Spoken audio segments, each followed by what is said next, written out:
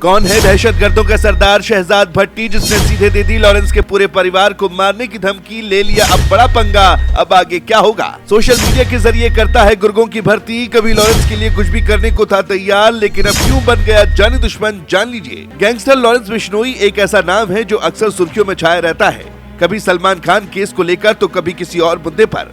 लेकिन इस बीच लॉरेंस बिश्नोई के पूरे परिवार को दहशतगर्दों के सरदार ने खुली धमकी दे दी है, जिसने सोशल मीडिया पर भी हड़कंप मचा दिया है। एक ओर जहां सुरक्षा एजेंसियां आरोपी के नेटवर्क को तोड़ने में शिकंजा कस रहे हैं, तो वहीं दूसरी ओर लॉरेंस के परिवार को धमकी मिलने से अफसरों में खलबली मच गई है। बता दें, ये आरोपी कोई और नहीं बल्कि शहजाद भट्टी है, जो भारत की सुरक्षा एजेंसियों के लिए नया सिरदर्द नहीं बल्कि एक तेजी से बढ़ता हुआ बड़ा खतरा बन चुका है। खबर है कि पाकिस्तान में जन्मा, दुबई में बैठा और दुनिया भर में अपने अपराध के नेटवर्क को फैलाने वाला यह दहशतगर्द आज भी सीमा पार अपने अपराध के लिए सबसे बड़ा खिलाड़ी माना जा रहा है। ये सिर्फ गैंगस्टर नहीं बल्कि हथियारों की तस्करी, डिजिटल धमकियों, सुपारी और सोशल मीडिया के जरिए गुर्गे तैयार करने वाला ऐसा नेटवर्क ऑपरेटर है, जिसकी पहुंच पाकिस्तान से लेकर अमेरिका तक फैली हुई है। बताया जाता है कि भारत में इसका नाम सबसे पहले जोर से तब गूंजा जब 2024 में इसने फिल्म स्टार और बीजेपी नेता मिथुन चक्रवर्ती को खुली धमकी दे दी। उसके बाद इसकी हर गतिविधि ने सुरक्षा एजेंसियों की नींद उड़ा दी थी। रिपोर्ट्स की माने तो अक्टूबर 2024 में महाराष्ट्र में जब पूर्व मंत्री बाबा सिद्दीकी की हत्या हुई, पहले दावा लॉरेंस बिश्नोई गैंग ने किया, लेकिन जांच जैसे जैसे आगे बढ़ी, खुलासा हुआ कि मुख्य आरोपी ज़ीशान अख्तर को देश से बाहर भगाने में शहजाद भट्टी की सबसे बड़ी भूमिका रही। यहीं से एजेंसियों को समझ आया कि ये मामला सिर्फ गैंग वॉर नहीं बल्कि सीमा पार चल रहे एक बड़े खेल का हिस्सा है। खबर है कि भट्टी पाकिस्तान के बलूचिस्तान में कुख्यात खोखा नेटवर्क से जुड़ा है और वहीं से अपनी गतिविधियां चलाता है।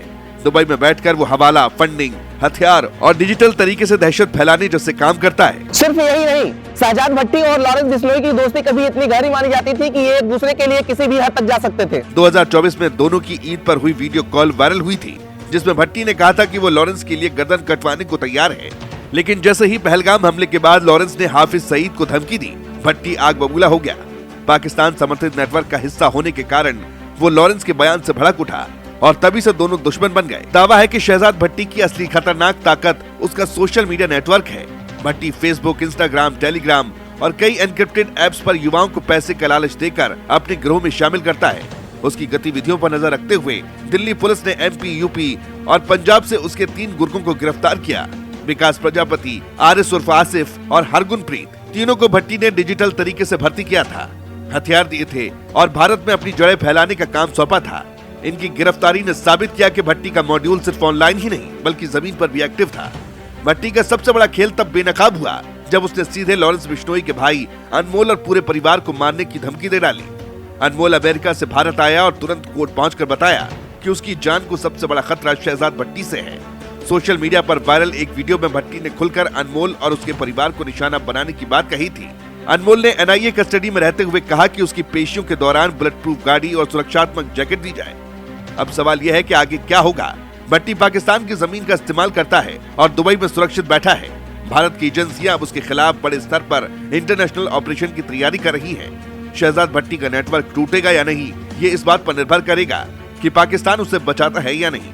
लेकिन इतिहास गवाह है कि सीमा पार चलने वाले ऐसे गिरोह अंत में अपने आप ही नेटवर्क की साजिशों का शिकार बनते हैं। फिलहाल इतना तय है कि दहशतगर्दों का सरदार शहजाद भट्टी अब भारत के लिए सिर्फ एक अपराधी नहीं बल्कि राष्ट्रीय सुरक्षा का बड़ा खतरा बन चुका है। उसका अगला कदम क्या होगा, कौन उसके निशाने पर आएगा और भारत की एजेंसियां कब उसे घेरेंगी, ये देखने वाली बात होगी।